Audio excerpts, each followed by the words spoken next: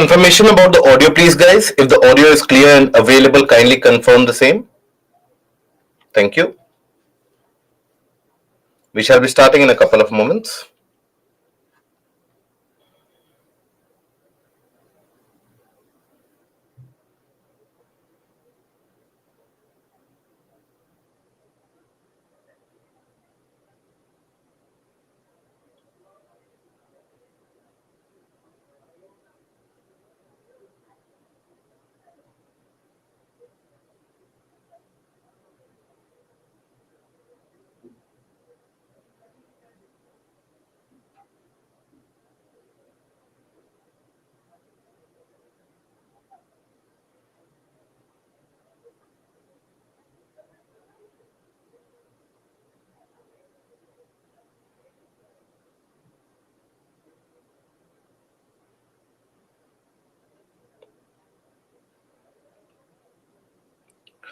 Vikram, the reason that you can ascribe to the shifting of the axial tilt is basically that planet is a kind of a spherical object. It is not a perfect sphere. It is slightly bulged around the region of equator. So imagine a sphere which is consistently rotating out there in space or in lack of air whatsoever. So the center of gravity in itself and the center of mass, that keeps on changing with respect to time over a period of time as the planet rotates. For example, you would also have seen that, for example, if you would have in your childhood days, you would have seen a spinning top. Now that spinning top, if you rotate it, or any ball that you rotate, it is not always going to be rotating at the same place in the same way. It keeps on having some amount of tilt here and there. So that is how the planet's mass in itself is responsible for that shift. So after some time, the axial tilt, basically after every around 26,000 years, the axial tilt increases to around 24 degrees.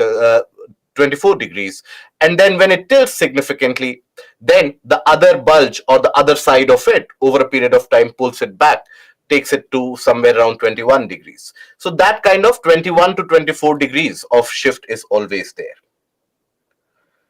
Okay.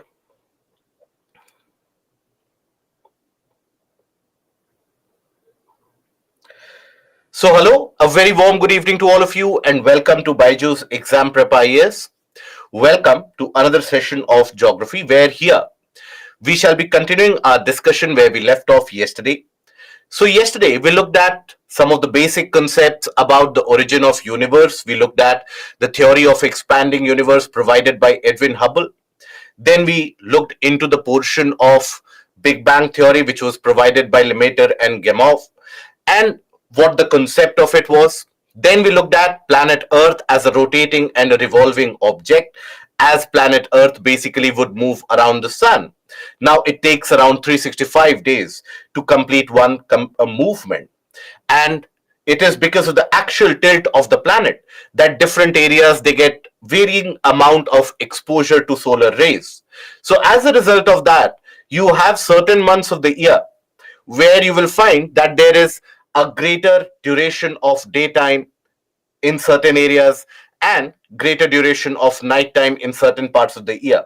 So that variation in the length of the day and night is also created due to that axial tilt, which leads to the occurrence of various different seasons. We looked at the concept of latitudes and longitudes, how to number them. And now, today we shall be initiating the discussion from international dateline. Moving ahead, we will be moving into the portion of geomorphology finally, where we shall be talking about the origin of planet Earth. How is it that planet Earth came into existence? We shall also be taking a look into the aspect of the interior structure of planet Earth. What is the interior composed of? What are our sources of information when it comes to the interior of planet Earth? And basic types of the rocks, basic information about the rock types that we have, that we find around us.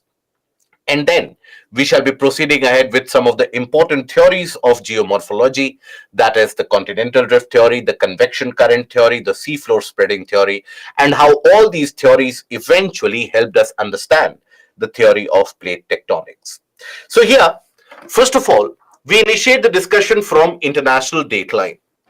Now, what is the international date line?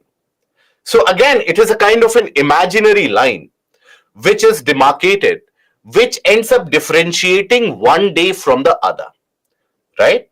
So, in order to understand that, for example, let's suppose we consider this to be the prime meridian, which passes through Greenwich near London.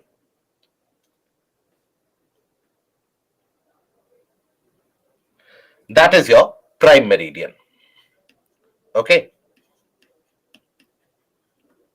Now, as I told you yesterday itself, that this prime meridian is used as a reference pointer in order to keep track of the time, and the time observed at that prime meridian is also referred to as the international standard time, or basically universal time, or the Greenwich Mean Time.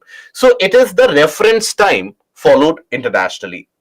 Now here, various different longitudinal extents rather, they help us understand what is the time experienced in different areas. For example, when we talk about Indian Standard Time. Now, Indian Standard Time is 5.5 hours ahead of the time observed in Greenwich. Why that is the case is because India lies to the east of Greenwich, or India lies to the east of London here, right? India is here, Greenwich is here. So obviously the sunrise will happen much earlier in the case of India, right? We will experience sunrise and sunset much earlier as compared to London, right? So Indian Standard Time overall, when you consider Indian Standard Time,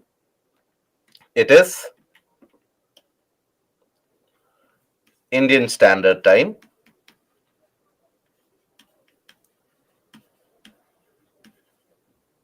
is 5.5 hours ahead of GMT.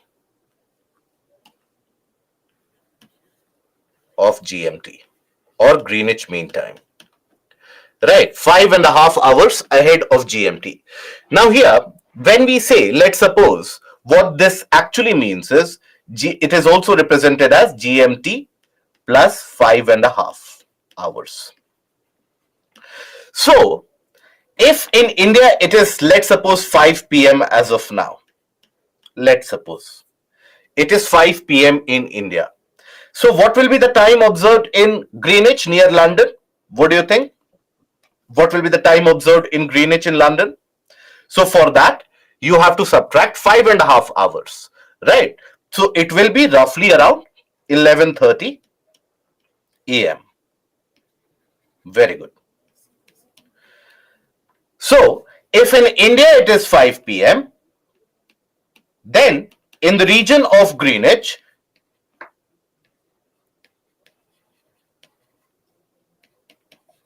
it will be 11:30 a.m. Okay, so that is the case of the time zones which we generally observe. Now, if I take you to this particular image here, let's suppose here, if you notice, in this image, it is written +1, +2, +3, +4, +5. That means these are the regions which will experience sunrise first and earlier as compared to the region of London or Greenwich, because the planet continues to rotate in a direction of west to east. So obviously, as it rotates from west to east, this portion which is on the east will experience sunrise first, will experience sunset also. So as you can see, +10, +11, and so on. So if you are present in the eastern portion of Siberia, let's suppose.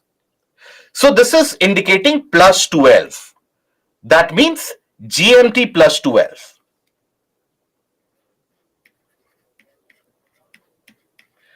So if it is, as we have seen, if in Greenwich right now, in Greenwich it is 11:30 a.m.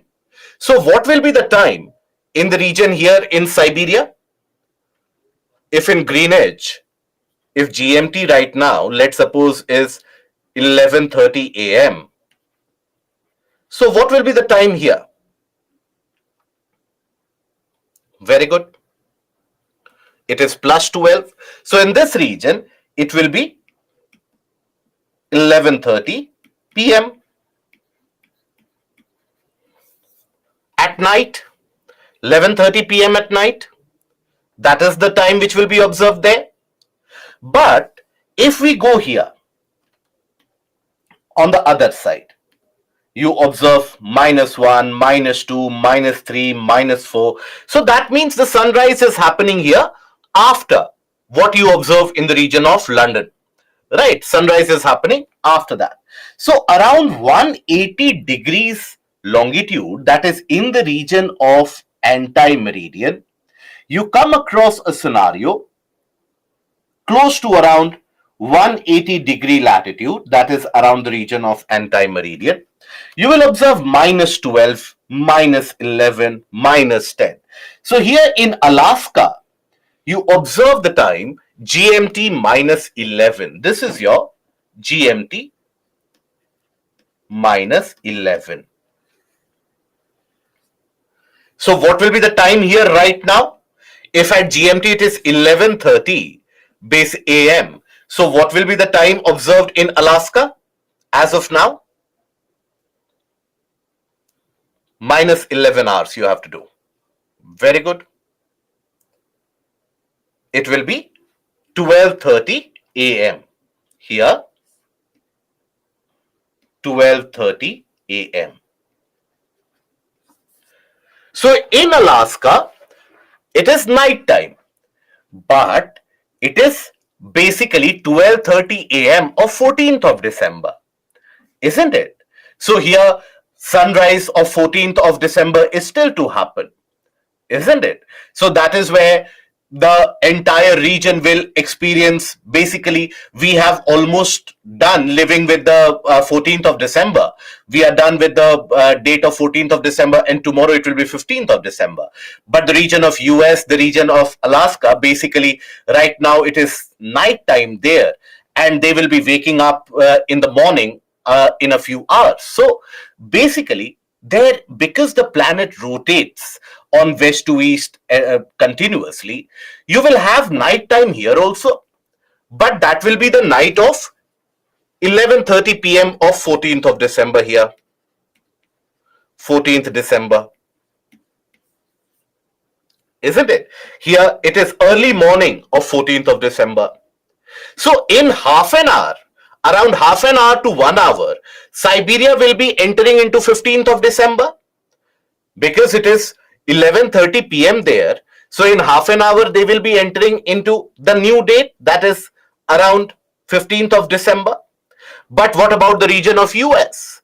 US, after a few hours, will be experiencing its sunrise, and then it will be experiencing 14th of December. Then after that, after 24 hours, then they will be entering into the era of 15th of December, or the date of 15th of December. Right.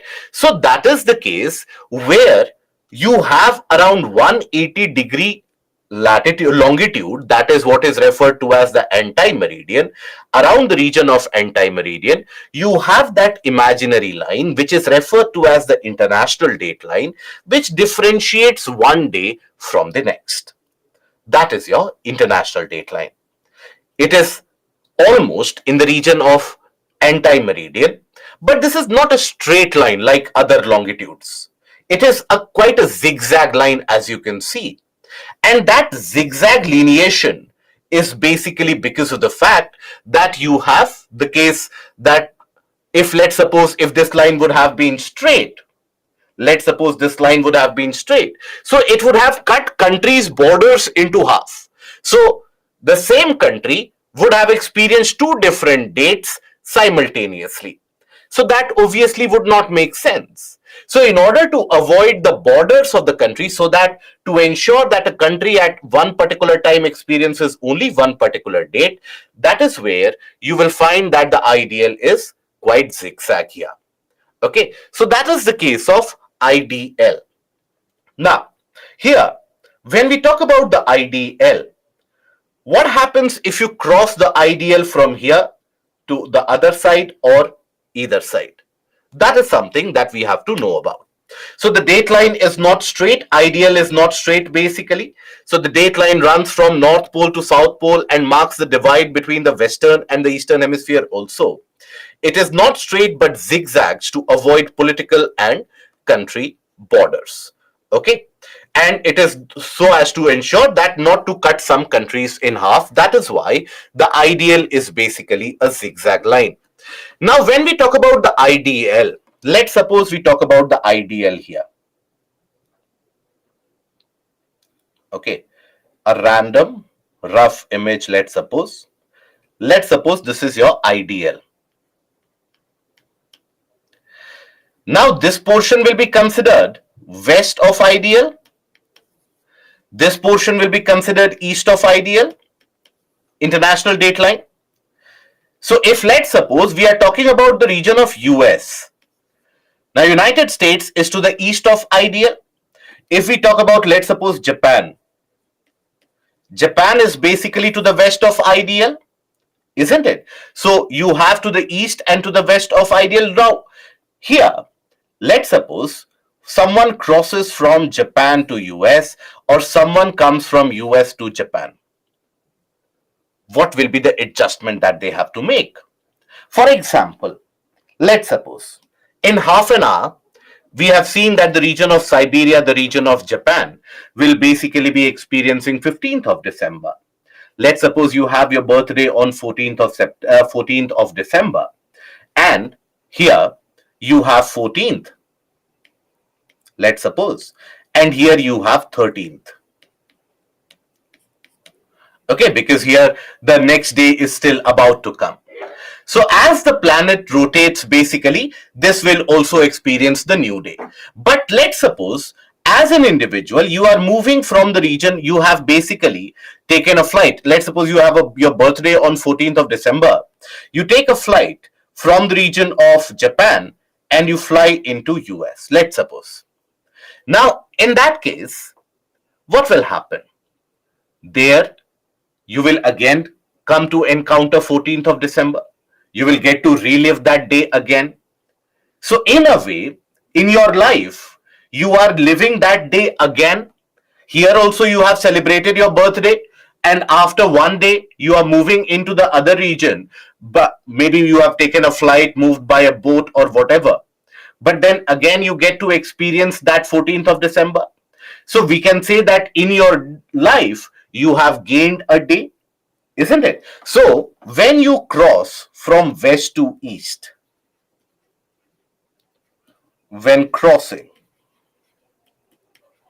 from west to east, west to east, you gain a day. We can say that basically you end up gaining a day because you get to live 14th of December again. So, gain a day in your life. Now, how will you adjust? Let's suppose the in your watches you have your calendars or the date marker in your watches. Your watch is indicating 14th of December, and you have reached a region where it is still 13th of December, which is being celebrated. So, how will you adjust your watches there? What will you do? You basically will have to subtract a day in your clocks, in your calendars, everywhere. You have to subtract a day in order to adjust to that new area, isn't it? So in this case, we talk about subtract a day.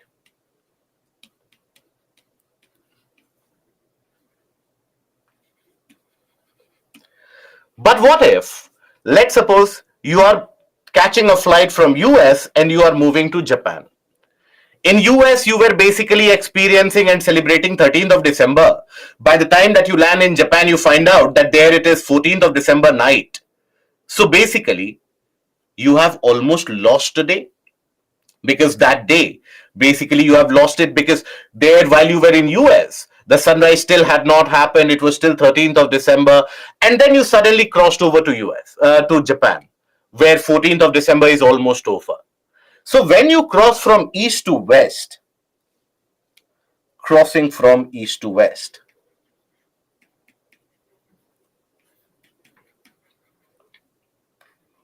east to west,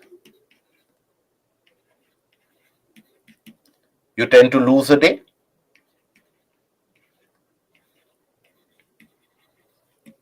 Okay, you tend to lose a day in your life. But how will you adjust your watches in that case? While you were basically experiencing and celebrating 13th of December there, now while you have reached Japan, you are experiencing and celebrating 14th of December. So you will have to add a day in your calendars, clocks, watches, everywhere. You have to add a day. So that is the adjustment that you do when you cross the international date line. Why do we have to adjust? You don't adjust, but basically when you reach that area, if your watches and the clocks, they indicate the previous date and that region is celebrating or experiencing a new day, you will have to basically shift that clock, isn't it? So that is the case of the adjustments that you make when you cross the ideal from either east or to the west. Now, those of you who have a doubt that US is to the west, Japan is to the east, now all of that is with reference to where? With reference to India? Ankush, you have that doubt. Japan is on the eastern side and US is on the west. With reference to what do you say that Japan is to the east and US is to the west? Direction is never absolute. Direction is always relative. For example, is India to the east or is India to the west? If I ask you this question, what will you write? That is India to the east or to the west? Let me know. India is to the... Now again, I will have east also, west also. But when I say with reference or with respect to Japan, is India to the east or to the west? Can you say that India is to the east of Japan? No. India is to the west of Japan. But if you talk with respect to Pakistan, India is to the east of Pakistan, isn't it? So direction is never absolute. Direction is always relative. So when we are having the relative marker as international date line, so with that respect, US is considered to be the east and Japan is considered to be the west. If you consider, let's suppose, India, then you can say Japan is to the east and US is to the west. Okay, but that direction cannot be paramount and cannot be fixed for every place. I hope you are understanding that. Okay, so that is the case of ideal. So what happens when you cross the ideal? So when you cross the ideal from west to east, that is from the direction or from the region of west of ideal, this is your ideal, from the west to the east, you end up gaining a day in your life. And that is where basically when you gain a day, you have to subtract one day in your clocks and calendars. So that is where you subtract a day.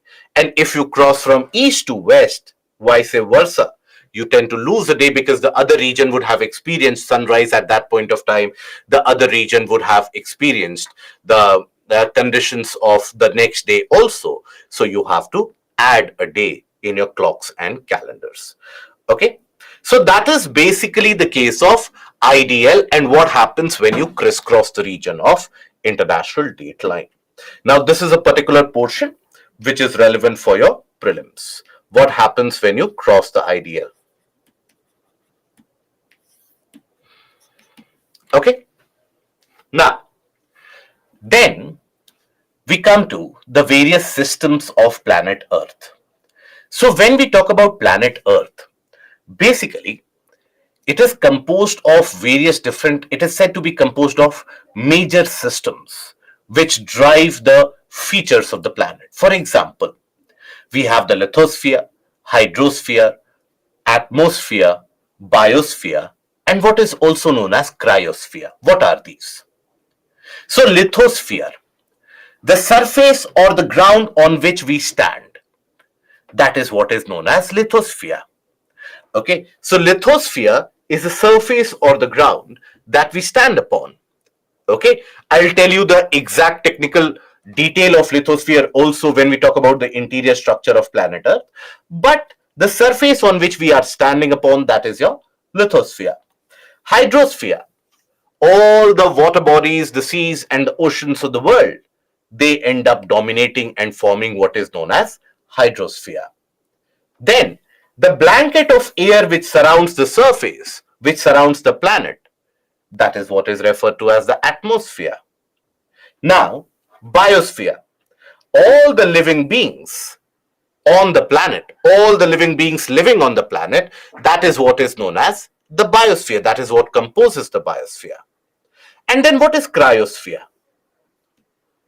What do we understand when we talk about cryosphere? Cryosphere represents the frozen regions of the planet. That is, the polar areas, they are frozen. The third pole, the Himalayan region, which consists of one of the largest masses of ice outside the North and the South Pole, that is also a frozen area. So, all these basically are included in the portion of cryosphere. It is the interplay between these systems which are responsible for the conditions that we see around us and the conditions in which we tend to live. Okay. Now, here we talk about, first of all, the basic terminologies that you will come across in the portion of geomorphology. And when we talk about the portion of geomorphology here, you come across lofty peaks, very lofty pointed peaks. These are your mountains. So this is the image of Mount Everest, the tallest mountain peak across the planet. So this is your mountain. So in the case of a mountain, you will find certain features. For example, you will find that in the case of a mountain, the peak is always pointed. It will have a conical and a pointed peak out there, right? It will generally have sharp edges around it, and it will end up having a kind of a distinct conical peak. It is going to be very high. The gradient, the slope is going to be very steep here. Okay, so basically in this case, you'll find greater height,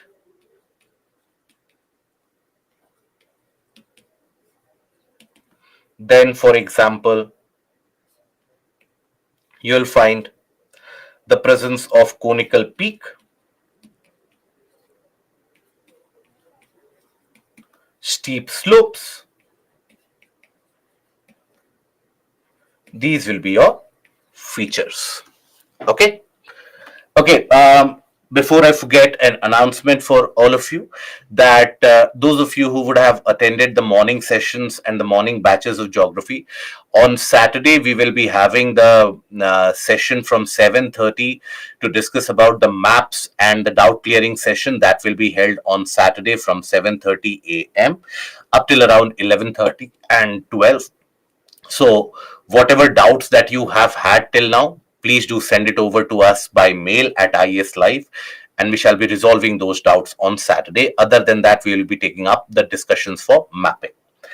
Okay. Now here, that is the case of a mountain. Now here, from the top of the mountains, generally the mountains have such greater height that everything will be frozen, in the sense that water will not exist. Water will exist in solid state, that is in the form of ice. So everything is, that is why, frozen beyond a particular height. Now after that, at that particular height, you will find that as this ice accumulates, this ice tends to move ever so slowly, aided by the influence of gravity. Aided by the influence of gravity, that ice starts moving down the slope ever so slowly.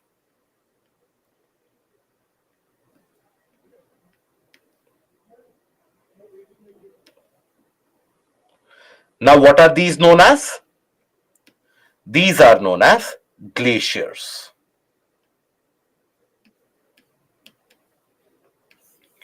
Glaciers are basically your moving mass of ice which comes down the slope consistently with the influence of gravity. These eventual glaciers, when they reach the lower portion closer to the sea level, that is when that ice starts to melt, and that is what feeds the water and gives water for the various river systems that drain the various large areas across the surface. So that is the work done by the glaciers. Now, another feature that you come across quite frequently is that of a hill. So when we talk about a hill, oftentimes you hear about the term hill, right? The Nilgiri hills, the Satmala hills, etc. What are these hills? So hills, they are nowhere as high as the mountain. They will generally have a kind of a rounded top, right? Gentle slope feature, which is not going to be very steep, a very gentle slope, and a kind of a rounded feature will be in existence. That is the case of a hill. Okay. Now, this is what is referred to as a plateau. A plateau is basically a flat tableland like structure generally created out of volcanic eruptions. So, a flat tableland like structure, tableland like structure.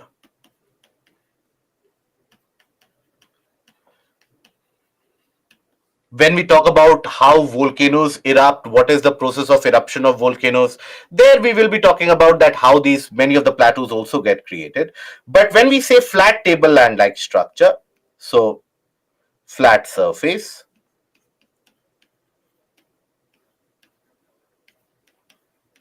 and steep sides, generally created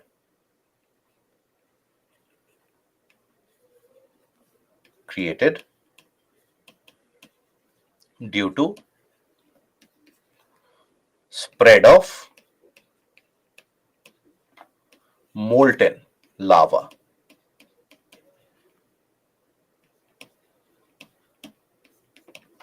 That is how the plateau-like structures they eventually get created. Okay, for example, in the southern part of our country, we have the Peninsular Plateau, the Deccan Plateau. That is basically this kind of a flat tableland-like structure which is in existence. Okay, so you will have steeper sides and flattish top surface. That will be the case of plateau. So we will be talking more about it in the coming days, about how, for example, a mountain, when it is created, at that point of time it is very high, conical. You have glaciers and ice on top, and over a period of time the top portion is eroded, removed away by the winds, rivers, etc., and you have the formation of a hill. For example, in the region of Rajasthan, you have the presence of the Aravalis. All of you would have heard about the Aravali hills, right? Now, as of now, if you think about Aravalis, the Aravalis, they have not got a significant amount of height. The Aravalis basically, they have got very limited amount of height. And if you take a look, those of you who have visited that place or those of you who have lived in that region, you would always be able to understand and identify it with the fact that you can basically climb up the Aravalis in half a day and come back again. Now, if I tell you that at one point of time in the history of planet Earth, Aravalis were amongst the tallest mountains across the globe. At one point of time, Aravalis had the top peak of it covered with ice and glaciers. You had various glaciers which would originate from the Aravalis and they would continue to come down. But look at it now. So, the mountains, they are created by the internal movement of the planet Earth. The internal forces of the planet Earth, they end up creating and carving out these top mountains, high mountains. But as soon as the internal forces they weaken, then these get eroded and these get reduced to a kind of a small feature, what you refer to as a kind of a hill. So the Himalayas, as we talk about the region of Himalayas, presently you would hear that Himalayas are the tallest peaks of the world. Fair enough. But that is consistently being uplifted by the interior forces acting across the planet Earth, which we'll study about in detail. We'll study about all these things in detail, don't worry. We'll study about glaciers also, mountains also, hills also, plateau also, everything we'll study in detail. This is just your introductory image so that you have some image in your mind, so that when there is a cross referencing or in the other areas, whenever there is a referencing, you can identify that, okay, glacier is a moving block of ice coming down the slope. Okay, so that is where all the various different features on the land surface, they are acted upon by the forces coming from the interior and coming from the outside surface, such as wind action, river action, etc. Now, that study of the change in landform that we experience around ourselves, that is what is included in the portion of geomorphology. That is what we have to study in the portion of geomorphology. But before we study about these various different forces, the change in the landforms and the change in the land patterns, first of all, let us make ourselves familiar with the aspect of formation of Earth.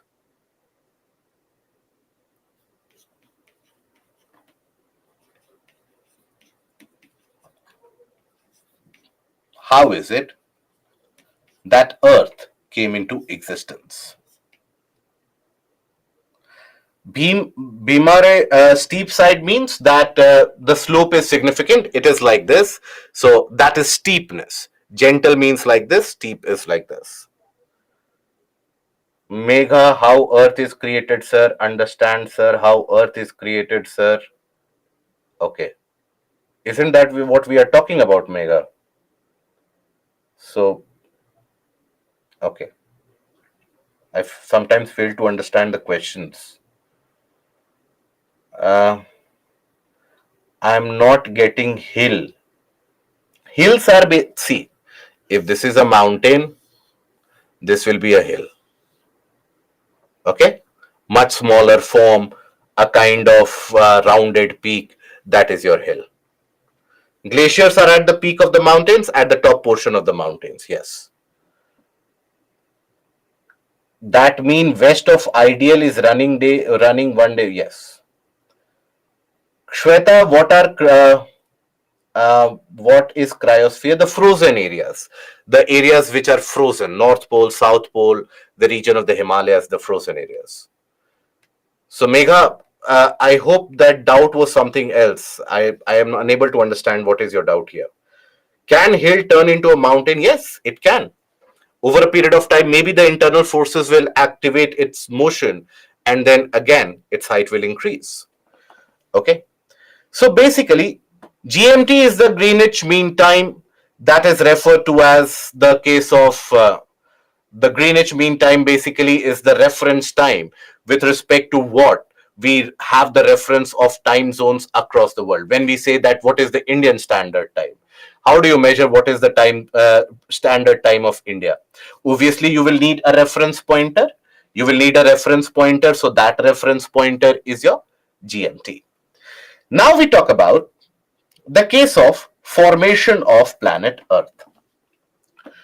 Now, planet Earth, just like the solar system, came into existence around 4.5 billion years ago. 4.5 billion years back, you had the formation of the star, that is the sun.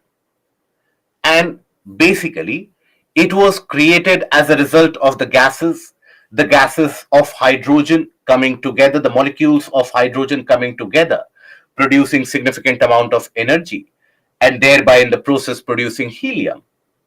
Right? So you had molecules of hydrogen forming helium. So that would be the case of the process of formation. So here, of formation of the sun. Now, that those gases, what you would have studied as nuclear fusion, where two small molecules come together, produce enough heat and energy, and that is where the sun gains its energy by the process of nuclear fusion. But around 4.5 billion years ago, you did not have any planets in the solar system. You just had lot of small particles moving around of various different types of elements, etc. Small dust particles moving around. Now, this entire process of formation of planet Earth is basically driven by certain basic principles. What are those basic principles? Any object which has got mass will have a gravitational pull of attraction. Heavier the object, greater will be the gravitational pull of attraction. Lighter the object, less will be the gravitational pull of attraction. Any object which has got any amount of mass, that will try to pull the other objects by the force of gravity. Okay, it will try to pull the other objects. Now, also another basic principle, whenever you have two objects which will collide, now during the time of collision, heat is produced. Heat as an energy is produced always. Okay, so with that, let us understand the concept of formation. So first of all, around 4.5 billion years ago, you had the sun, which had been formed, and it was significantly unstable at that point of time. Even sun was not very stable, and you had many millions, billions, trillions and trillions of dust particles which would simply be moving around the sun. Obviously, by the gravitational pull of the sun, they would be moving around the region of the sun.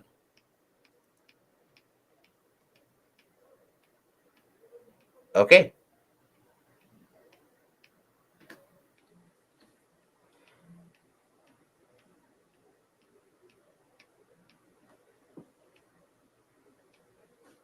they would be moving around the region of the sun consistently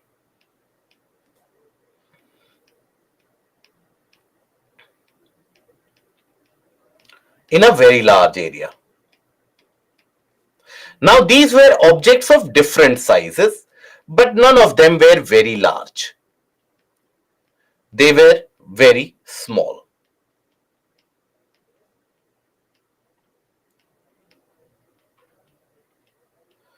So that is where they would consistently be moving around the region of the sun, and all of them would be in motion, obviously aided by the gravitational pull of attraction of the sun. So when you have multiple particles, millions and trillions of these particles moving around the region of the sun, you would have the situation where there would be multiple such collisions.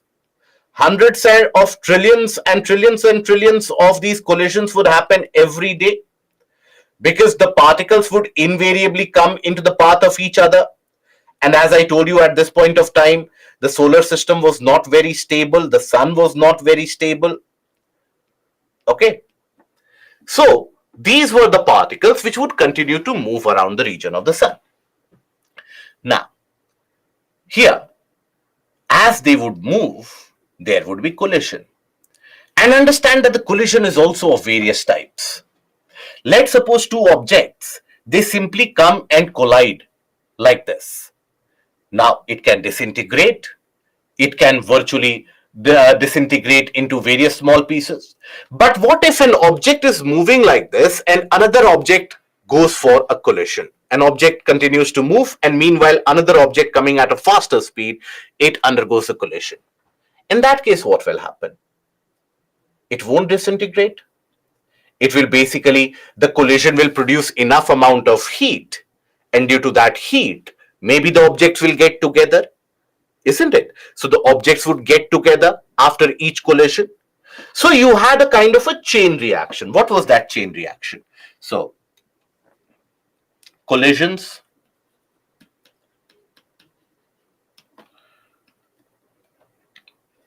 of particles would happen. These collisions of particles would eventually produce heat.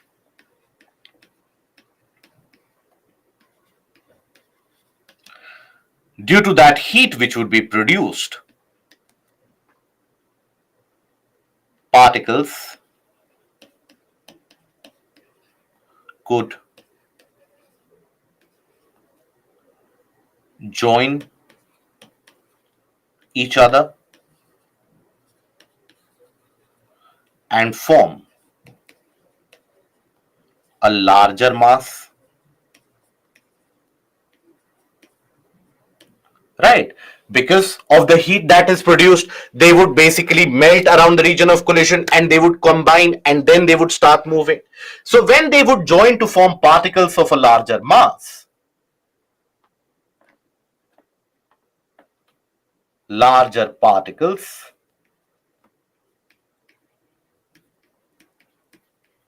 having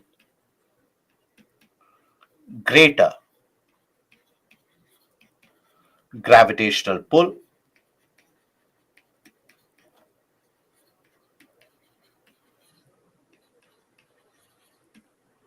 would be formed.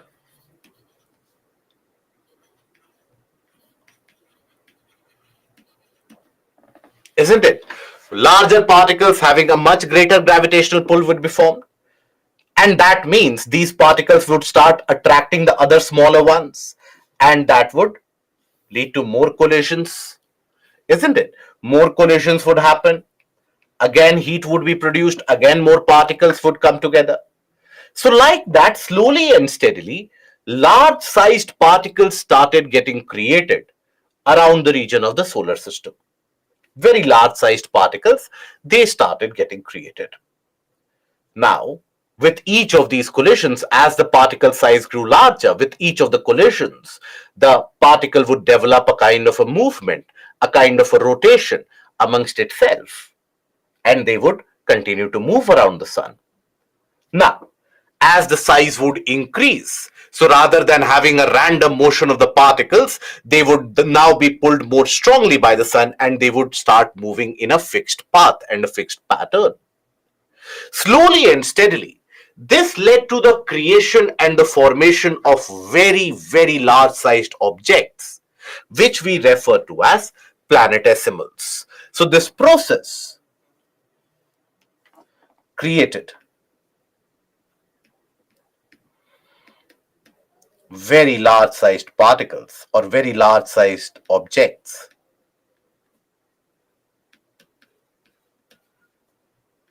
Objects known as planetesimals.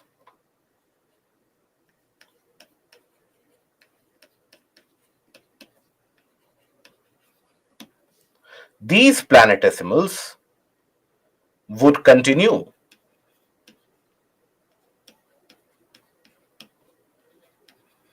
to move around the sun.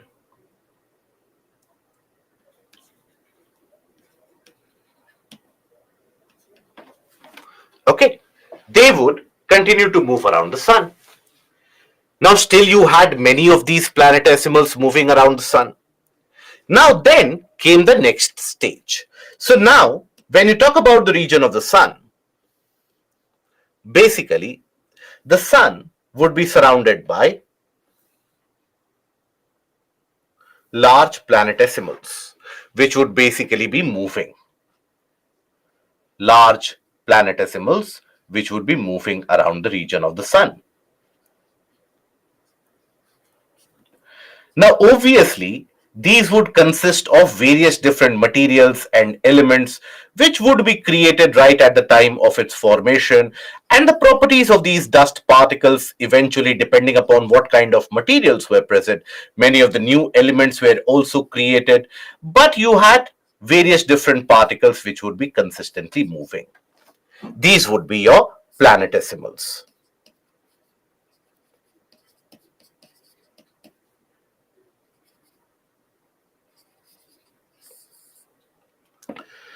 Now, these planetesimals, which would be at various different distances from the sun, they had significant amount of mass, significant amount of gravitational pull.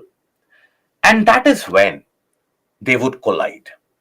One or the other would come in the path of each other, because the solar system, again, remember, was in its very formative stages 4.5 billion years ago. Solar system was in its very formative stages. Solar system had not evolved. So that is why it was unstable. And many of these planetesimals would be floating around. It was nowhere close to the solar system that you see today. Now, These planetesimals, they underwent multiple different collisions, and each of these collisions would produce a lot of heat. And with each of the collision, these planetesimals would get a kind of a spin associated with them. They would have a certain axis which would be created with each collisions, right? Eventually, the heat due to these collisions would be so significant, it would melt the objects. Multiple of these planetesimals, they would come together, and that led to the formation of the primitive Earth. Primitive Earth was formed. This is your primitive Earth.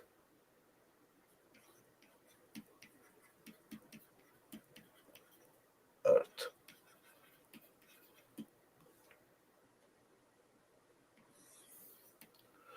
Now, this primitive Earth that we talk about, this was formed as a result of these multiple collisions of these planetesimals. So the heat produced was very high. As the heat produced was very high, what would that mean? That basically would mean that the materials would get into a kind of a molten state. The materials would start melting. So here it was nothing but a hot, molten, spherical object.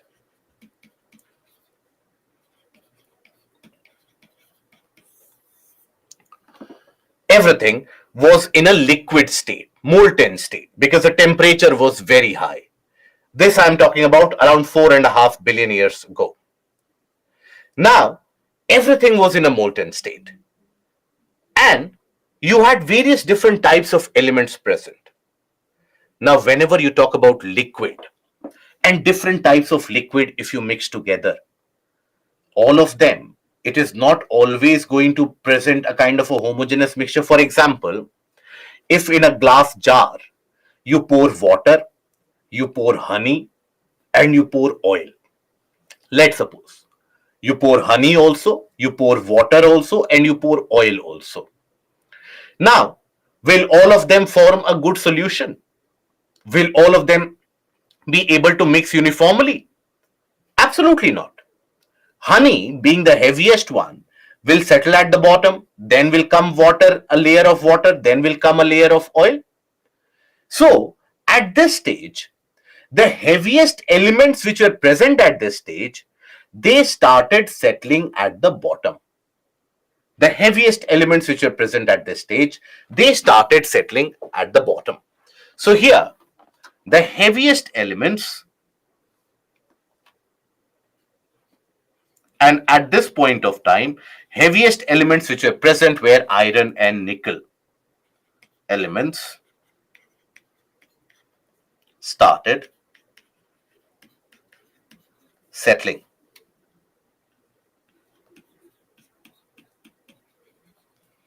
To the bottom.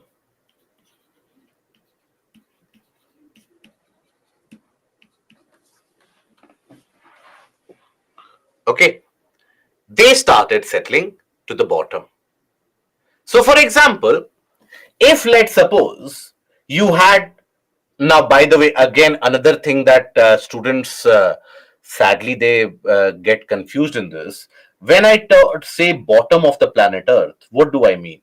Do I mean this point A, or do I mean this point B? What is the bottom of Earth? Okay. This is what I was afraid of. Okay. So when you think about the region of Antarctica, guys, what is the imagination that you have? People are standing upside down in the region of Antarctica. If you go to Antarctica, do you think people have to stand upside down? Is that the kind of an imagination that you have? That it is the bottom of the planet Earth, so someone who is standing here will simply fall off into the outer space? Is that the case? All of those who said that bottom is at B, I won't be naming you guys, But think about it for a brief moment. How do you think that bottom would be at this region? Bottom is always around the region of the center, the core. Okay, from all sides, if you go to the bottom, from all different sides, if you go to the bottom, you will reach the region of the core. You will reach the center. So bottom is always the center. That is core of the earth.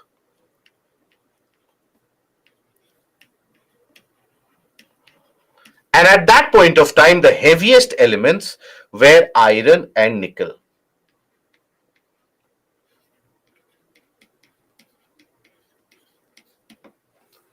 That is what started settling to the region of bottom. And that formed the core. Even today, when you talk about the core of planet Earth, even today, the core is consisted of mainly iron and nickel is what dominates the core of planet Earth even up till today. Right? So that is how basically you had the earliest formative portion of planet Earth.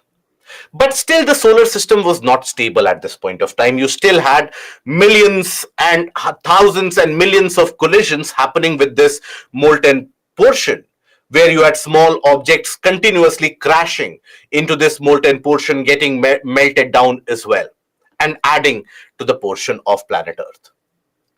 At this point of time, you had another massive collision which happened, and collision with respect to planet Earth, another massive collision which happened. So, here, when you talk about the collision, you had a Mars sized object, a large Mars sized object, which was coming in the path of planet Earth. A large Mars sized object.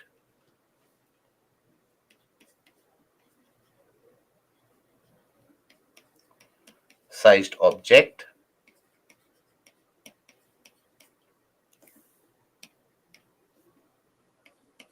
coming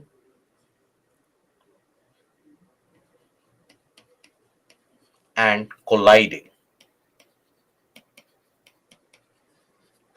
with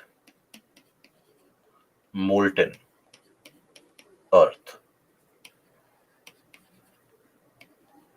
This large Mars sized object, this was named as Theia.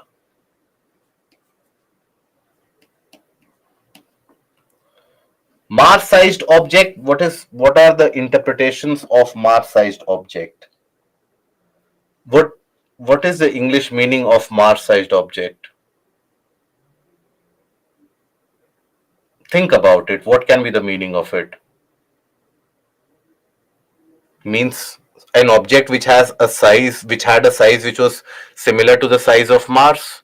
That is what is the meaning of Mars sized object. Is that difficult to understand? Okay, I hope that is not difficult to understand. Basically, that Mars sized object came and collided with planet Earth. Now, that collision was huge. Earth was in a molten state, and this object went and simply crashed onto the planet. So, this object also got disintegrated. Some portion of it was thrown away.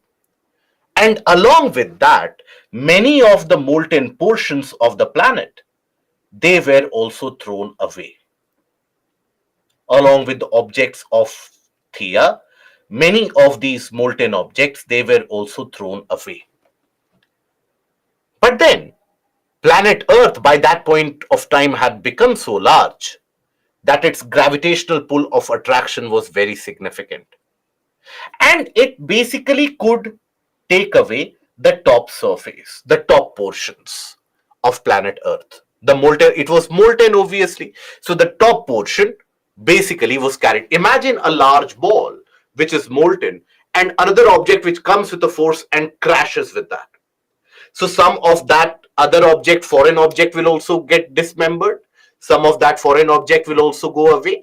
Along with that, lot of molten particles on the surface will be splashed away. It will create a huge splash. A lot of these materials will be thrown away. But by that point of time, the planet Earth had got a very distinct gravitational pull of attraction.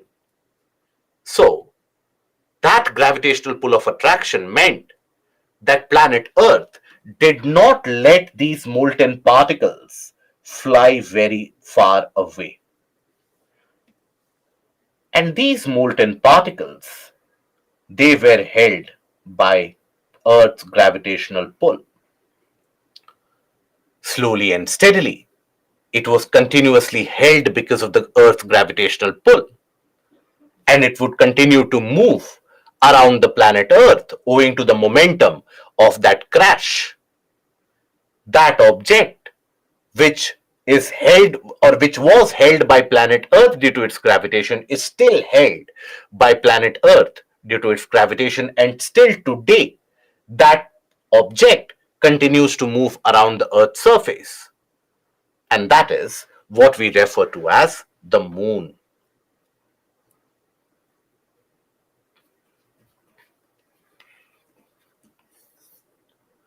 That is how moon was created. So moon was created as a result of a very giant and a big impact. And that is why formation of moon is what is also referred to as or provided by giant impact hypothesis.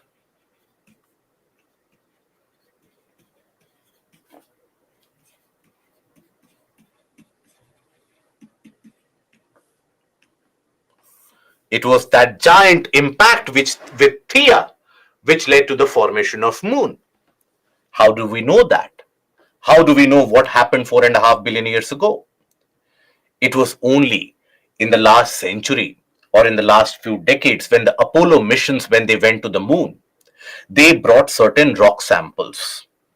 And analyzing those rock samples, one got an idea about how these would have been created. They have the same origin, same time scale of origin as compared to the planet Earth. And basically, few of the rock particles, they have the evidence of some foreign object as well. So that is basically also tells us analysis of the particles of the moon. That tells us that it is only the lighter portions and the lighter particles of planet Earth which were carried away and led to the formation of the moon. And that is after the Apollo missions of the 70s and the 80s. That is when we came to the conclusion that this is how the moon could be formed. Recent findings have indicated something very unique. By various seismic waves and instruments by which we study the interior of the Earth, it has been found that underneath the region of Africa, you have the evidence of this Theia. Underneath the region of Pacific, you have still a very hard solid mass, very deep obviously in the interior, which tells you that as this Theia would have come and crashed onto the planet, some portion of it would have flung away, but it would have disintegrated, it would have broken into two larger pieces, and because the planet Earth was molten, it started settling down and sinking in the interior. It is still to be found underneath the region of Africa and underneath the region of the Pacific. Now, don't get here childish ideas that does that mean that if we dig a hole in Africa, we will get to look at Theia? We are talking about great depths of many 100 kilometers deep, where you will have the evidence of this. Okay, so that is how the planet Earth came into existence, and that is how the moon was created. But after this, still the planet Earth was in a molten state. And by this point of time, the heaviest elements had settled to the center, that is the core. But what about the other state of planet Earth? We do know that planet Earth is no longer in a molten state. We do know that we refer to planet Earth as a kind of a blue planet. How is it that Earth basically became a blue planet? So, then came the process of evolution of planet Earth. This is the basic formation. Then came the evolution of planet Earth. So let us talk about the evolution of planet Earth. So observe here Basically, in the time of formation, you had multiple of these planetesimals which crashed together, produced enough heat, they got together, formed a larger particle which would then move, crash with the other ones, and that was the process of formation. But when we talk about evolution of Earth, how did that happen? So, planet Earth was in a molten state. Heaviest elements had settled at the bottom.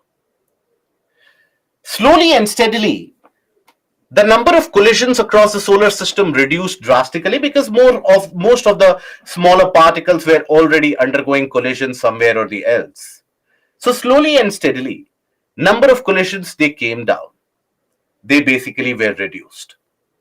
And eventually, you had this as the planet Earth, which started becoming stabilized.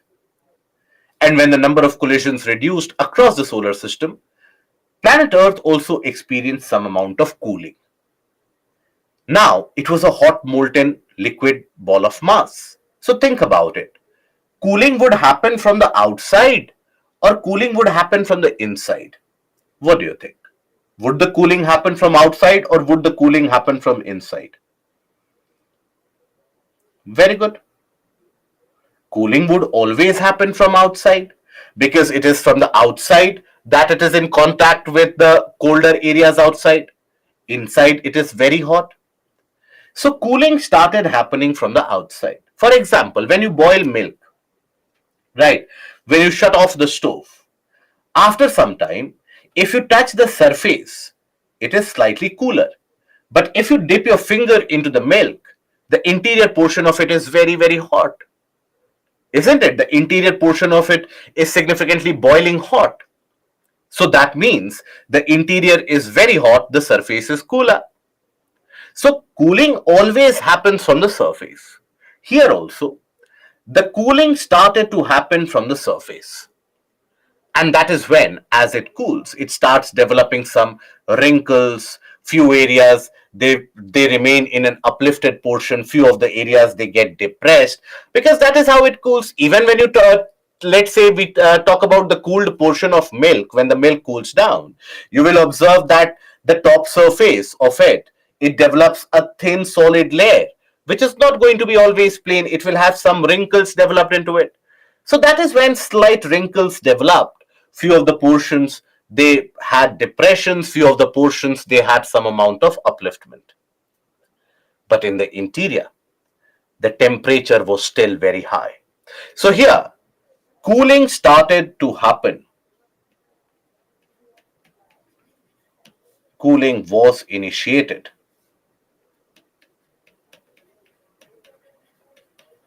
From outside.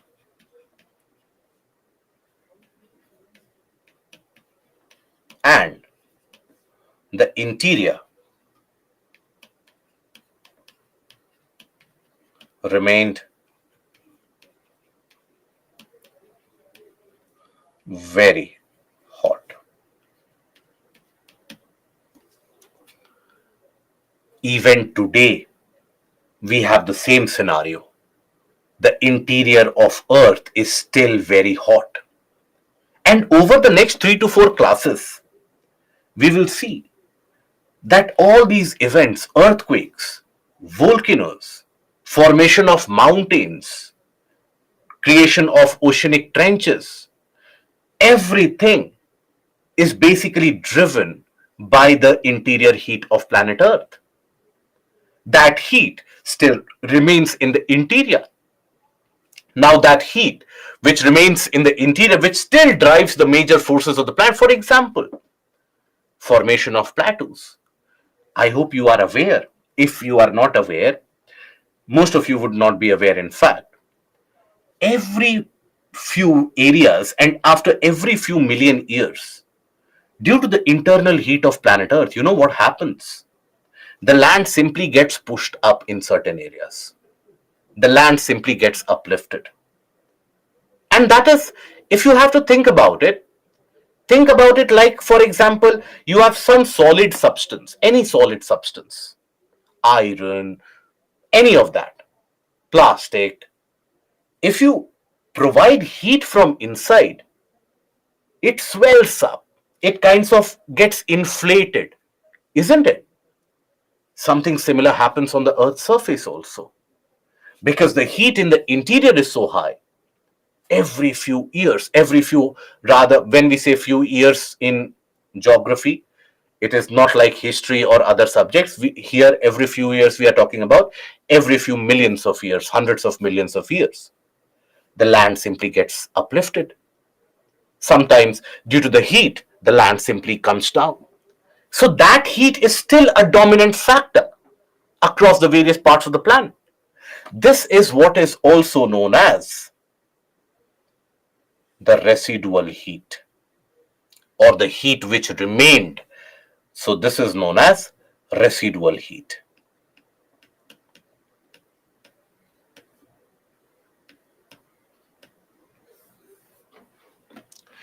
That is what we consider and what we know as the residual heat. Now, in this case, the cooling had been initiated from outside, and in the interior, everything was still molten. Slowly and steadily from outside, things started cooling down. By cooling down, if a liquid cools down, it becomes a solid. So slowly and steadily from the outside, things started getting into a solidified state. Rocks started getting created. Earliest rocks got created. And we have evidence of that. Rocks dating back around 3.5 billion years ago. We have the evidence of that. Certain areas in Australia, the rocks have an age of around 3.5 billion years old. Forget Australia. In India, when we talk about the region of Jharkhand, the Chota Nagpur Plateau, you have the evidence which indicates that might very well have been amongst the first few land masses the planet had witnessed. But we'll come to that. We'll come to the formation, creation of land masses. Now, still in the interior, many materials, different types of materials were in a molten state. And along with that, you had gases. Molten materials and gases were trapped inside. Okay? Molten materials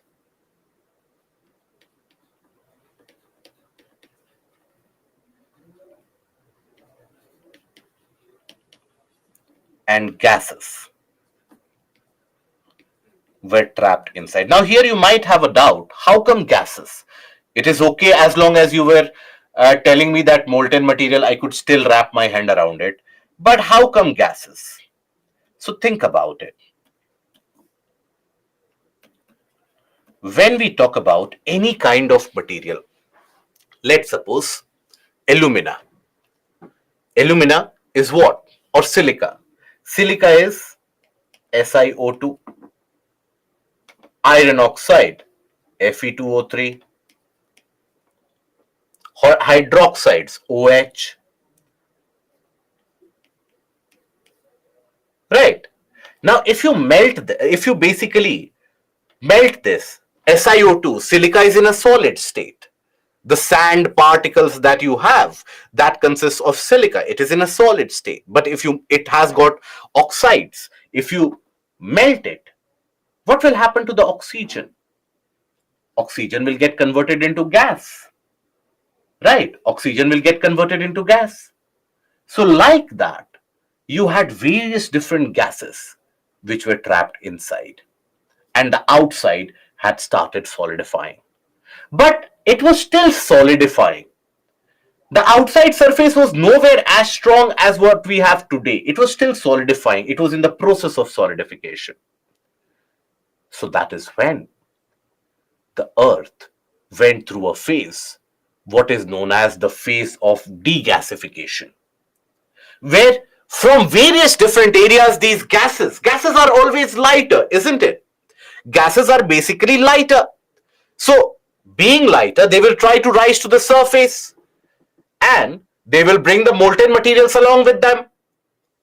So the gases, they started exiting the interior of the planet, and the surface was not very hard. Again, recall the moment when you have basically just had some amount of cool milk. So, on that case, you have the surface, which develops a very thin solid layer. But if you poke your finger into it, that solid can easily be broken. Right. So, that was the condition of the Earth's surface. It was solid, but not very hard. The planet entered into the phase of degasification.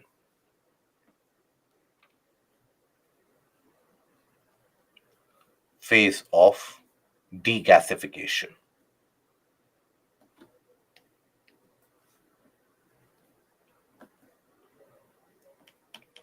Now, when we say a phase of degasification, what do we mean by that? We basically mean that the gases trapped in the interior, they started erupting out. They started moving out of the interior.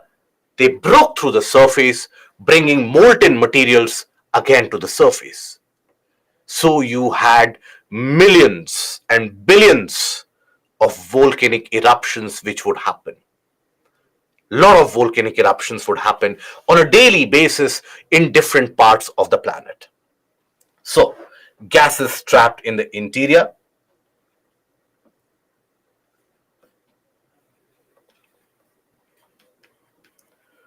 trapped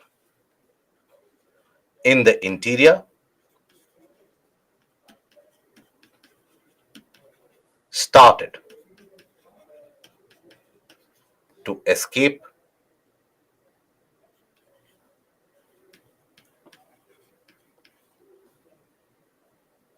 which brought the molten materials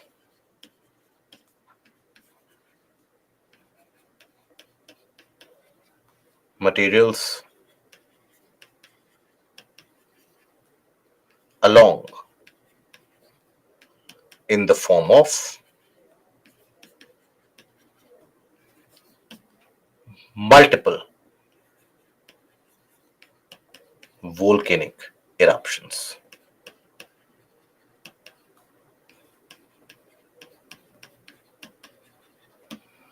Multiple such volcanic eruptions happening on a daily basis. Now, amongst these gases, few of the important gases also escaped.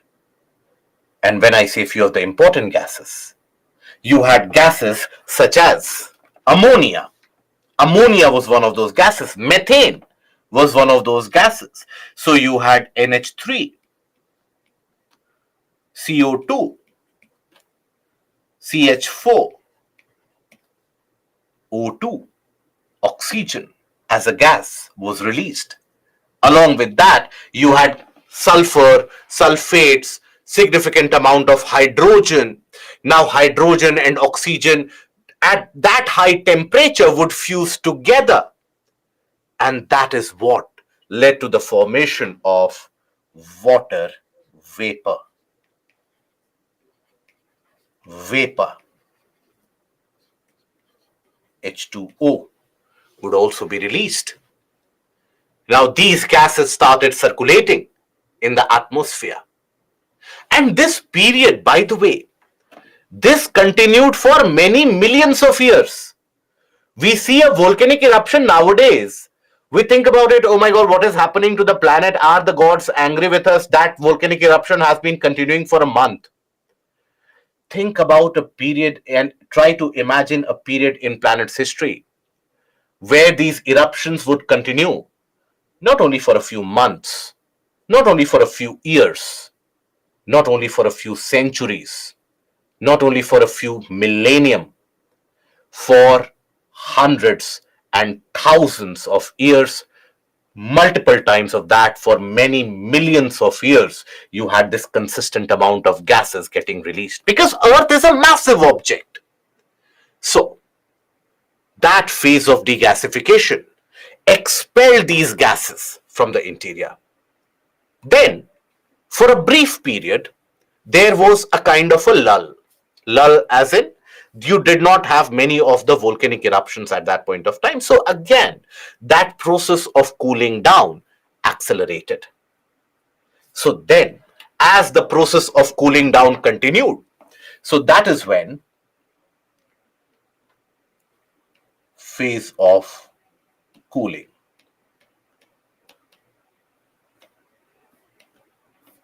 Again, this phase of cooling down accelerated, where if you consider the planet Earth, now the outer surface started solidifying further significantly. It was already a solid with various different types of deeper areas, uprised areas, etc. But that was it. Barren rocks were present. That's it. And over the period of many millions of years, as these gases they would surround, the phase of cooling happened. Now it was in this phase of cooling when water vapor combined with gases, ammonia, dust particles, etc., and they started forming dense clouds. Very significantly dense clouds were created. Very, very thick, dense clouds were created. And these clouds would virtually wrap the entire planet within itself. Now, think about it. A planet which is cooling down now has got that cloud cover. So, sunlight is blocked almost perpetually. That is when these clouds cool down even further. And then came the phase of torrential rainfall.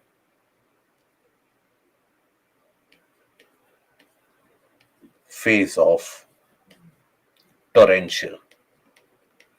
Torrential means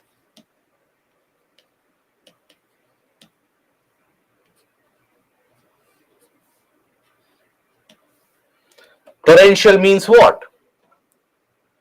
Torrential means something which is very heavy, which is very continuous. That phase of torrential rains, that start again, how these clouds were created? These clouds were created as these gases they started emerging. These gases they started emerging. You had water vapor, etc. As this cooling accelerated, these gases they formed clouds. So let me write down here itself. So gases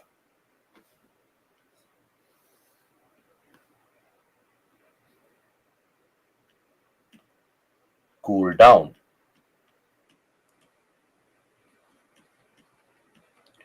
to form very dense clouds.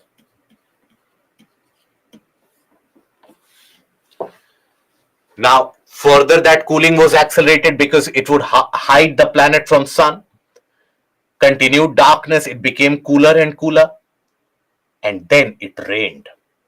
It rained and it rained and it rained. In whichever area that you are living in, if it rains for one day, everything becomes very damp and wet. If it rains for 4 to 5 days, whichever region you are living in starts getting flooded. Imagine a rainfall which continued for continuously around thousands of years. Few estimates tell us that it rained for around 2 million years continuously. But many of the geographers don't agree with that. But the conservative estimate is that it rained continuously for close to around 10,000 years. All the ammonia, then you had sulfates, carbonates, everything, methane, everything combined with water, and it continued to rain. So, this was a phase of torrential rainfall where it continued to rain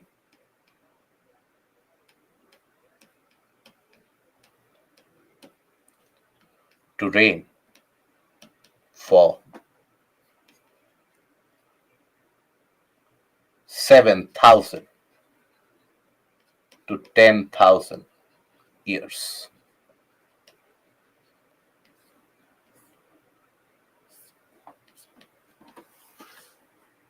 That means what?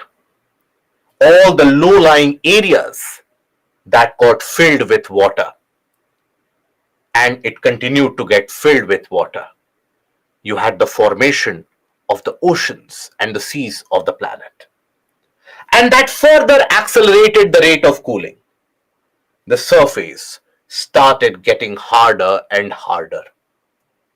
And eventually, the interior, from the surface that cooling happened, and the outer surface cooled, the middle surface cooled, but the interior was where the heat remained trapped.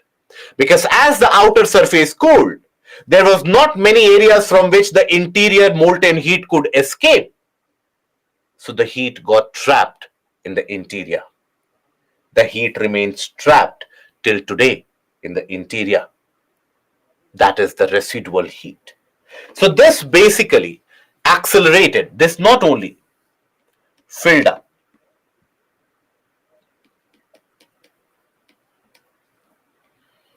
the seas and oceans,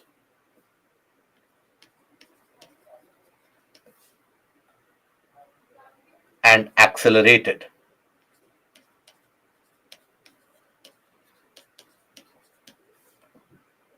the rate of cooling.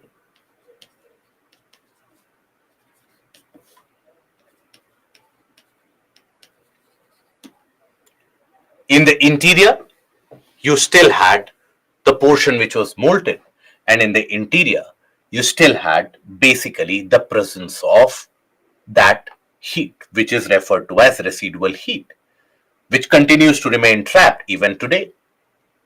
So, almost around 3.8 to 4 billion years ago, that is around half a billion years since its formation. Half a billion years is not a short span of time. This entire thing happened around 700 million years to 800 million years, we are talking about. In that 700 to 800 million years, these things happened. And that is when the planet started to settle down. And around 3.5 billion years ago, you had the germination of life. Life started because the ground surface was still a harsh condition, very harsh.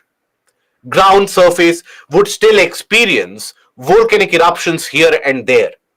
There was nothing but hard rocks.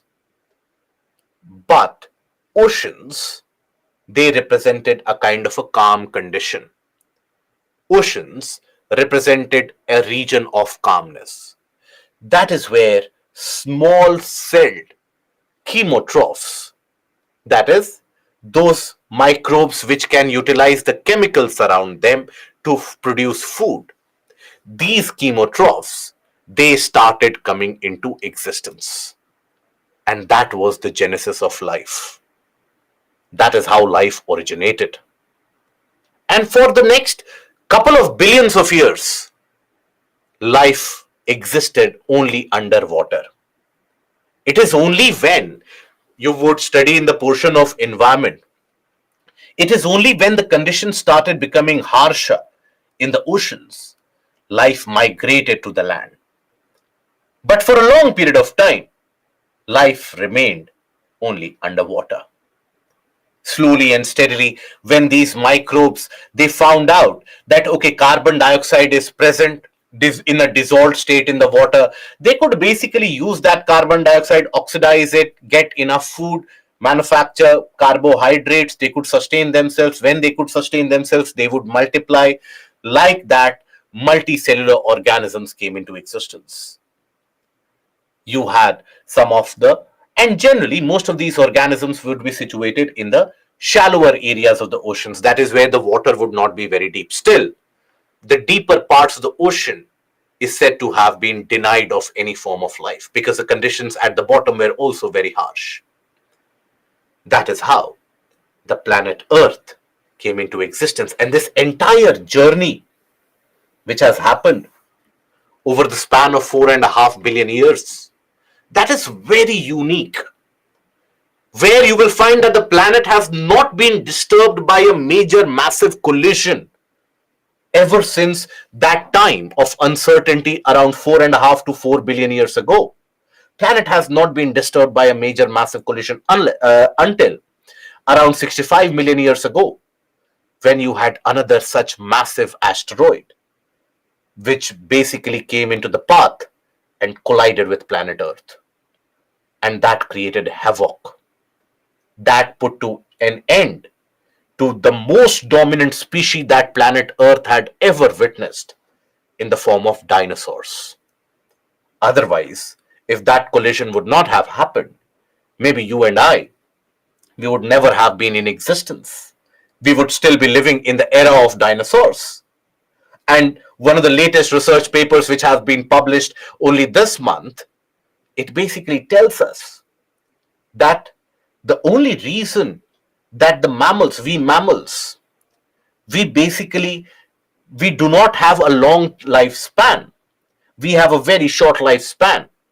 We end up maturing, and basically the reproduction happens, and we end up dying by the age of 60 or 70 years, is because of the dominance of dinosaurs. It was because of the dominance of dinosaurs that the mammals, they learned that if you have to survive, reproduce fast, because you never know when you might die, you might be consumed. That asteroid, which collided with the planet Earth 65 million years ago, that took care of it. And now we mammals, we dominate the planet Earth. So that is about the entire evolution and formation of planet Earth. Now, the formation and evolution of atmosphere we will study in the portion of climatology. Now, direct question is never asked in general studies that talk about the formation of planet Earth. That direct question will not be asked in GS. Here, you can have a pinpointed statement being asked from it. For example, you can have a question that oxygen was always present in the atmosphere of planet Earth right since its formation. Will that be a correct statement, or will that be a false statement? What do you think? Oxygen has always been present in the planet's atmosphere right since the time of formation of planet Earth. False, right? So, this was a question which was asked in 2018 prelims examination. So, if you understand this process of formation, as we move ahead into the interior, even that would be understood very easily. Okay, so a quick recap. Basically, what started? It started with the formation of the sun. How did the sun come into existence? You had the gases of the lightest elements of hydrogen came together. Nuclear fusion happened. Hydrogen collided to form helium. Right? Nuclear fusion reactors you would have studied. So that produced heat, energy. Sun started getting created. Large mass. It had its own gravitational pull. Various dust particles were floating around.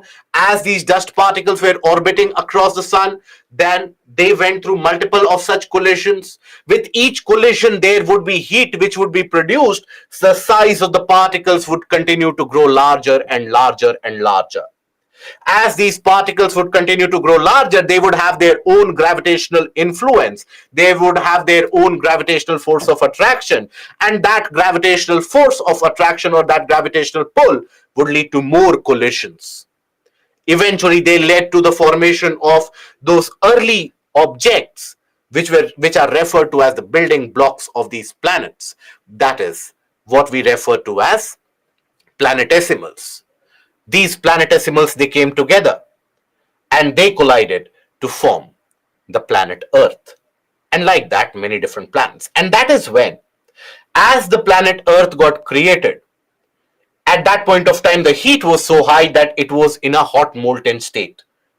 Heaviest elements of that point of time, that is iron and nickel, they started settling down. They settled down at the region of the bottom of the Earth, that is the core of the Earth. And it still forms the dominant portion of the core of planet Earth. Then after that, as these number of collisions, they reduced, planets started becoming stable. But as it was happening, a very large object, almost to the size of the Mars, that came and collided with the Earth. That object was named as Theia. Now, due to that giant impact, portions of the top surface of Earth were basically removed off, and it continues to orbit around the Earth even today, and that is the Moon. That is why the formation of Moon is referred to by, or can be understood by, the giant impact hypothesis.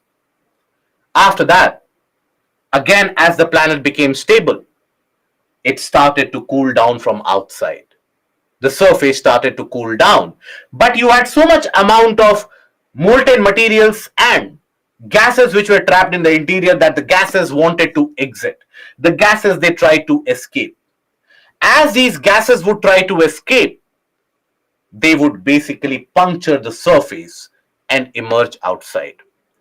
And you had the phase of degasification dotted with hundreds of millions of volcanoes and volcanic eruptions continuing for many millions of years. It was at that point of time when you had gases such as methane, carbon dioxide, oxygen, hydrogen, some amount of oxygen, not in the quantity that you find today, for a long period or up till very recently, that is up till around 300, 400 million years ago, 400 million years ago, oxygen was amongst the little amount or the minor gas which you would find in the atmosphere. Now, at high temperatures which were prevalent, oxygen and hydrogen combined to form water vapor. You had so many dust particles emanated outside because of these volcanic eruptions. Oxygen, hydrogen, etc., they combined to form the earliest clouds. Those clouds would consist of various gases, ammonia, methane, etc. And after that, when that phase of volcanic eruption stopped, again that process of cooling was reinitiated.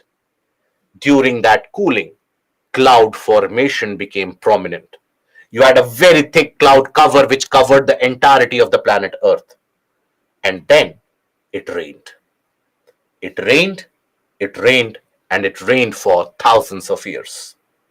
And that is what filled up the earliest of the seas and the oceans. And that is when the planet was basically converted into a blue planet. And basically, after that phase of torrential rainfall, that cooling accelerated, reducing the heat trapped in the interior to the region around the core and the region somewhere around the mantle, but rest of it, the entirety of mantle and the top portion were solidified, and in the interior, it is still in the molten state. That is the residual heat. So that is the entire process of formation of planet Earth. Okay? I hope that is understood. Right?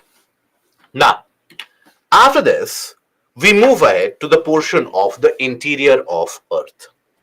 So basically, when we talk about the interior of Earth, now about the question that where did iron come from, where did these elements come from, so all these dust particles which were there, they had the presence of few of these elements, many of these elements. That is why you send the space probes. You recently had the space probe which went to the asteroid and collected some particles from asteroid and returned to the planet Earth.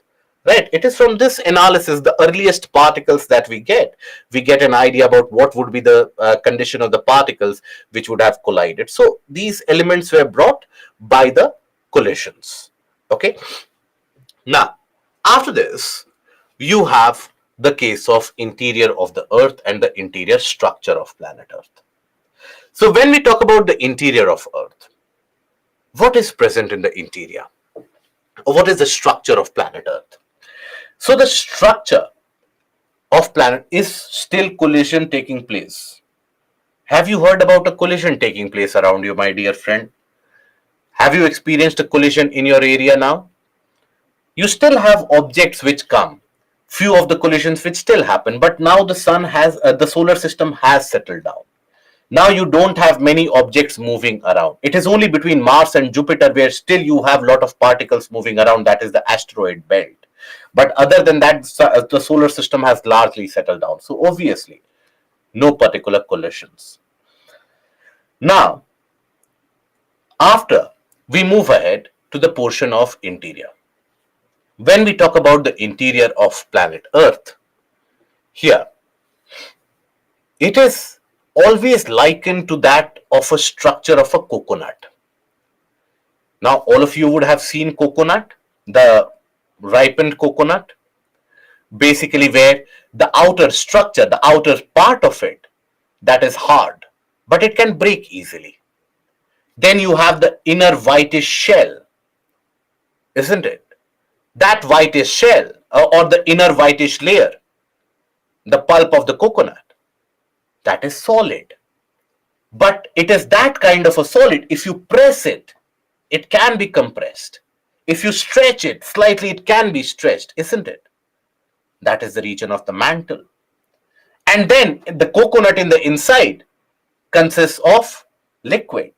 Like that, planet Earth in the inside also consists of molten materials. So that is why the interior structure of planet Earth is always likened to that of a coconut.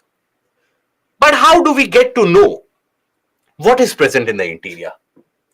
Has someone gone to the deeper portion and to the core of the Earth to find out what is present in the interior? Obviously not. As you start digging into the planet Earth, the temperature starts rising up so significantly, you cannot dig beyond a point. But we have other sources of information. So, many of this idea about what is present in the interior of planet Earth, that started getting clearer in the early 1900s, in the first couple of decades of the 1900s. So here, basically, when we talk about it, the interior of Earth, you have the sources of information.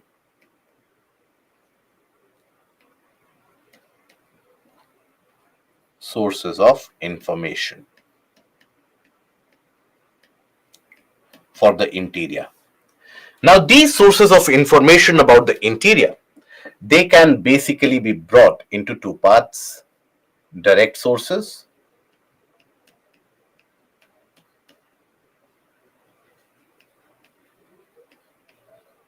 and indirect sources.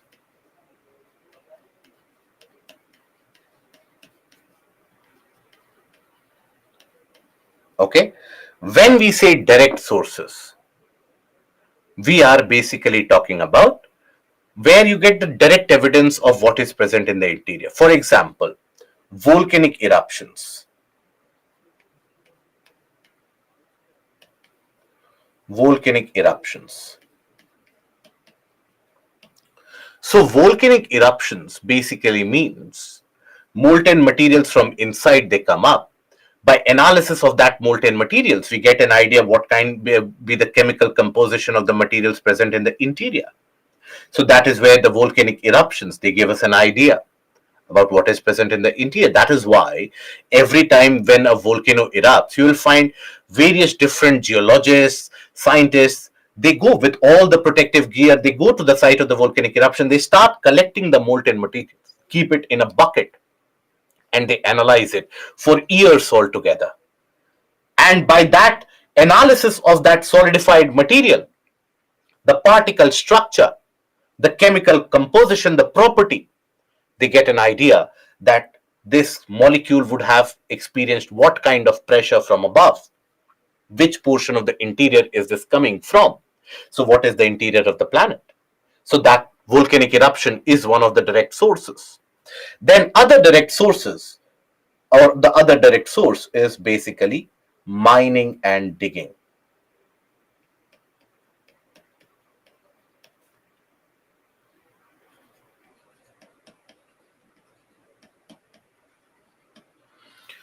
But the deepest mines across the planet, they don't go deep enough. When we talk about the radius of planet Earth, are we aware about what is the radius of that spherical Earth? Earth has got a radius of close to around 6,370 kilometers. 6,370 kilometers. That is the radius which carries you to the interior. So if you start digging, imagine how much time will it take for you. And obviously you are digging into such hard rocks, you won't be able to drill beyond a particular region. The deepest mines, which exist in the region of the Kola Peninsula in the northern portion of Eurasia. The deepest mines have a depth of around 10 to 12 kilometers itself. But that in itself gives you enough idea that as you start going deeper, the temperature increases. As you start going deeper, the materials, they start getting compressed. Different type of materials will be found there. So that is the case of mining and digging. That idea is given to you. Then indirect sources. These are your direct sources, direct set of information. But analysis of many different ideas and many different pieces, they give you an idea about the interior. So what are those indirect sources? So first is seismic waves. Whenever an earthquake occurs, it releases so much amount of energy that the energy travels in the form of waves. We will study later what is known as the seismic waves. Now these seismic waves, they travel through the portions of the interior of the planet, throughout the portion of interior of the planet. Analysis of the seismic waves give us an idea that from which region have they traveled, that region is in a solid form or a liquid form. We will study more about it when we talk about earthquakes. So indirect sources, seismic waves.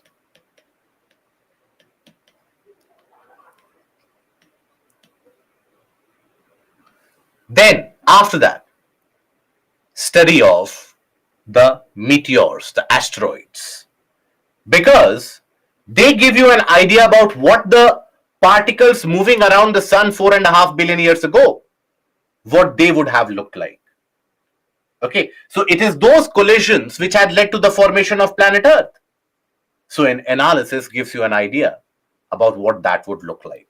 So there, basically, asteroids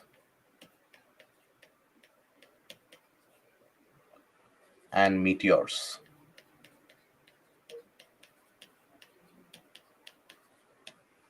Then the planet Earth extends a kind of a magnetic property. It behaves like a magnet. So studying the magnetic field gives you an idea that what is present in the interior which extends that magnetic field.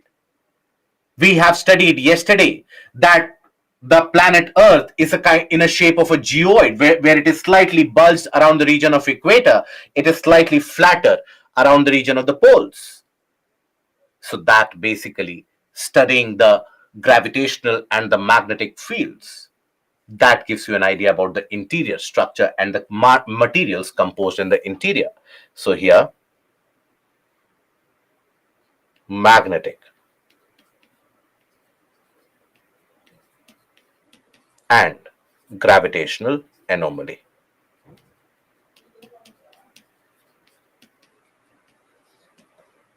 Forces and anomalies.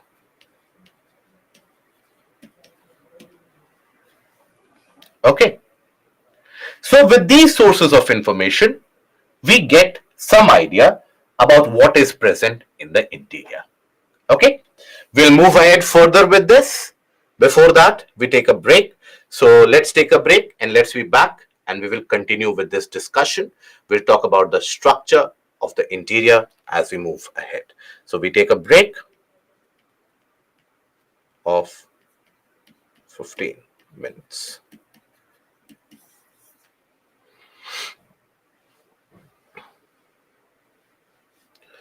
If a small particle is attracted by a large particle due to pull force, why Earth is not pulled by sun? How does the Earth revolve around the sun? What do you think? Is there a heavenly body out there from whose blessings the planet rotates around the sun? What do you think is the force which makes the planet move around the sun? Web of asteroids basically is the asteroids, the study of the asteroids. The asteroids, they still indicate what the earlier solar system would have been.